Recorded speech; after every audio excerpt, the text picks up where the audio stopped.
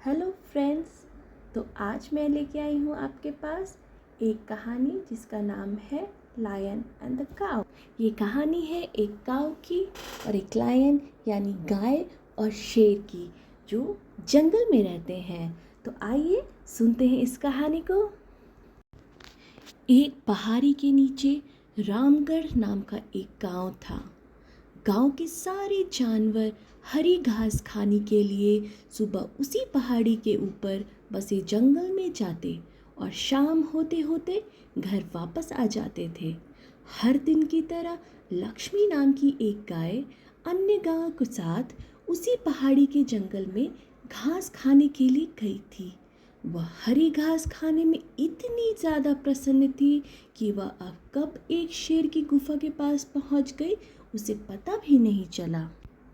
शेर अपनी गुफा में सो रहा था और वह पिछले 2 दिनों से भूखा भी था। जैसे ही लक्ष्मी शेर की गुफा के पास पहुंची, गाय की खुशबू से शेर की नींद खुल गई। वह शेर धीरे धीरे गुफा से बाहर आया और गुफा के बाहर गाय देखकर खुश हो गया। शेर ने मन ही मन सोचा कि आज उसकी 2 दिनों की भूख मिट जाएगी।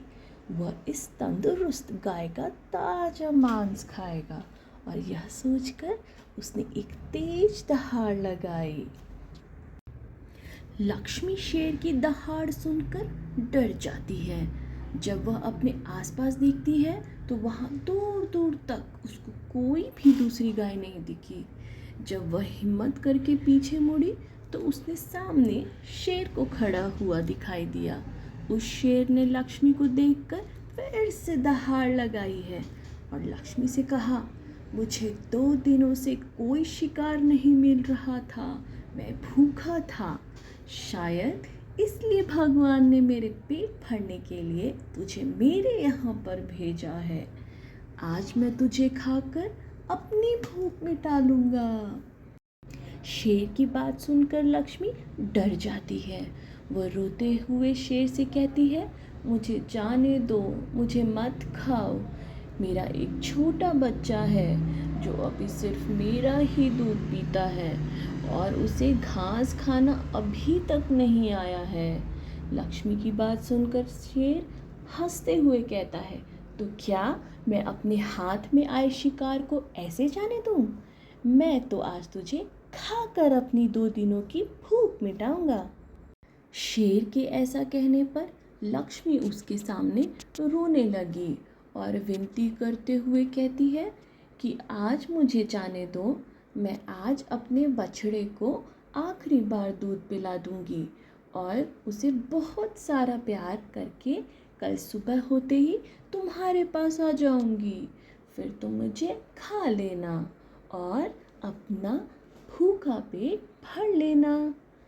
शेर ने लक्ष्मी की यह बात मान ली और धमकी देते हुए कहा कि अगर कल तू नहीं आई तो मैं तेरे गाँव आऊँगा, फिर तुझे और तेरे बेटे दोनों को खा जाऊँगा।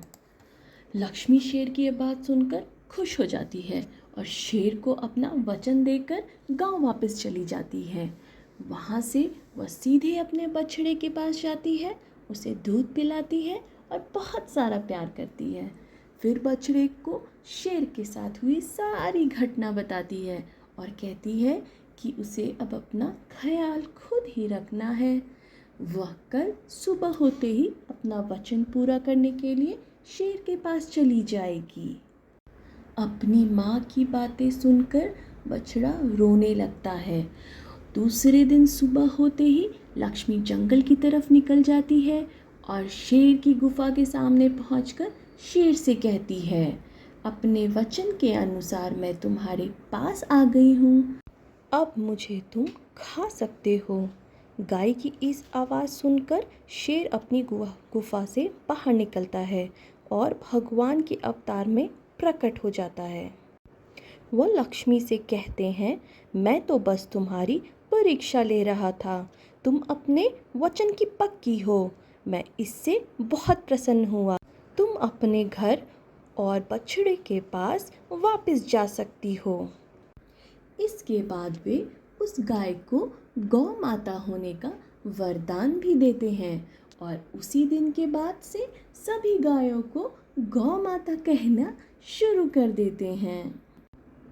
इस कहानी से हमें यह सीख मिलती है कि हमें जान की बाजी लगाते हुए भी अपने दिए हुए वचन को पूरा करना चाहिए। यही हमारे दृढ़ व्यक्तित्व को दर्शाता है। तो फ्रेंड्स, आपको पता चला कि क्यों हम गाय को गौ माता कहते हैं। आशा करती हूँ ये कहानी आपको बेहद पसंद आई होगी। तो ऐसी और रोचक कहानियाँ सुनने के लिए कृपया इस चैनल को सब्सक्राइब कर लें, ताकि जब अगली कहानी आए तो आपको नोटिफिकेशन मिल जाए। Thank you so much for watching. Bye. मिलते हैं नेक्स्ट कहानी में।